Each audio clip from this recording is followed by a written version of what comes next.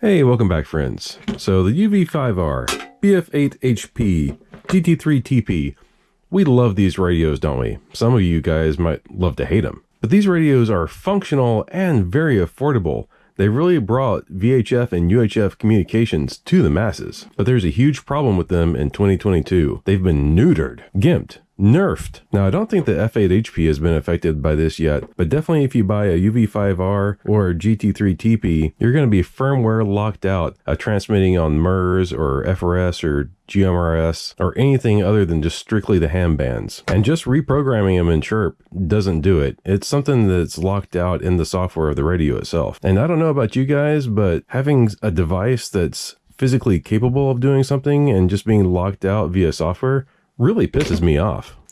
But hopefully we have a solution. Let's see what's in this box. Okay, it's still a BaoFeng. So far it just looks like a typical UV-5R box, huh? Ah, here's something different. It has a USB charging cable, and this particular kit comes with a 771 clone. The 771 is actually made by a Bree, which makes these nice big long slapstick antennas. Here's the typical rubber ducky antenna. This one comes with an earpiece too. I never use those. Oh, this is kind of cool. It comes with a charging base as well as the USB charging cable. Man, they really bent up this antenna, didn't they? This is actually pretty handy though, because if you're in a vehicle or somewhere like that, I would expect this to be easier to charge than, using the base station. We got the user manual here. Looks like absolutely nothing interesting in here. So, get these things out of their factory condoms. Take a look at it. Now, there's no actual markings on the front of the radio to tell you what it is. But on the packaging here, we can see that it's a UV-9S Plus. Battery clicks in nice. Wonder if these antennas interchange with the older style radios. Yeah, sure does. Same antenna style, so that's nice. Size-wise, it's a little bit taller than the UV-5R, and it's about the same thickness. I mean, overall, they're pretty similar.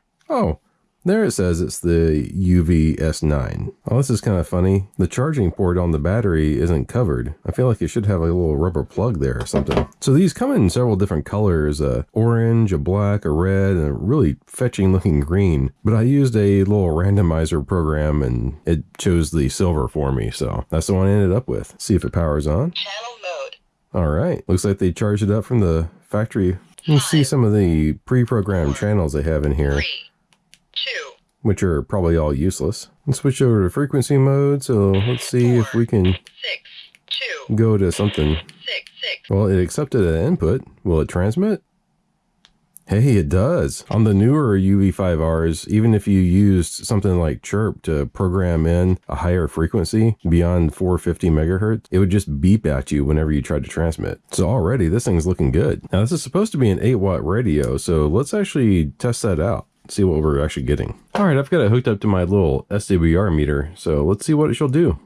Yeah, 6.5 watts at 1.5 SWR. That's not terrible. Most of the quote-unquote 8-watt radios only do about 6.5 watts, so that's not too bad. Let's try out the GT3TP just so you can see a comparison. Now, previously, these GT3TPs were my favorite radio, but since the new ones are gimped out, I can't really recommend them anymore. That's funny. This one's only putting out 5.5 watts. It's probably just starting to get worn out from me using it, huh? So that's nice. The new one is actually putting out a little bit more watts than my old favorite radio.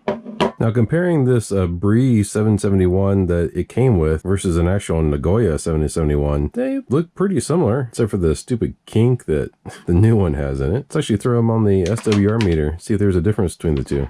Let's switch back over to VHF. So first up, we have the Nagoya 771. Wow, nice. That's a really great SWR. And switch it back over to UHF. Yeah, the 771 is definitely more of a VHF antenna than it is a UHF antenna. So let's take the Nagoya off and try out this Bree 771.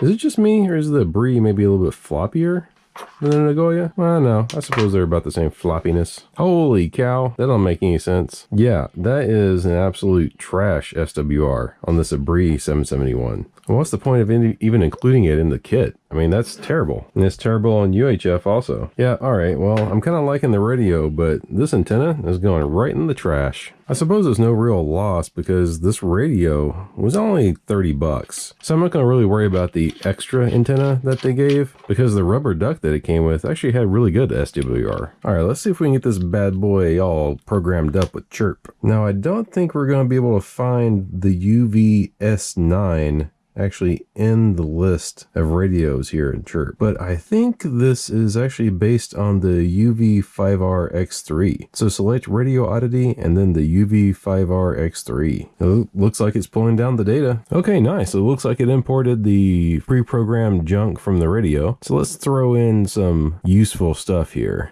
I'll load it up with the FRS channels. And you know what? Since I think this is based on the 5R X3, I think it might be a tri-bander. Okay, I added in a few 220 frequencies too, see if we can actually hit one of these guys. Alright, let's see if we can upload this to the radio. Blinky lights, blinky lights, blinky lights, blinky lights. Alright, we got our channels programmed in here. And it looks like it has normal BaoFeng menu options. And I got it set up on the channel name like I like it now. Alright, let's see if it'll key up on the other radio. Well, it does! That's awesome. So it's confirmed that these are not gimped. Alright, so let's try out the 1.25 centimeter band real quick.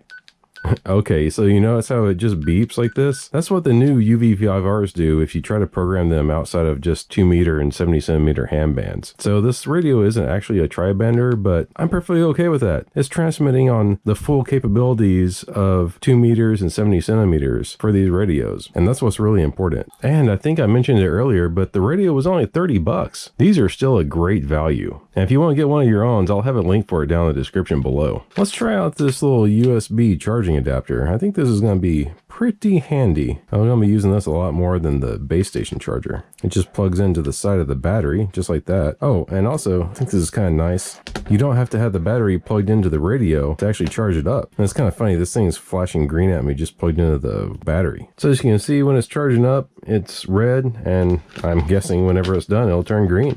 Alright, well thanks for watching. Please hit that subscribe button if you aren't already, and give us a thumbs up. It really helps the channel out.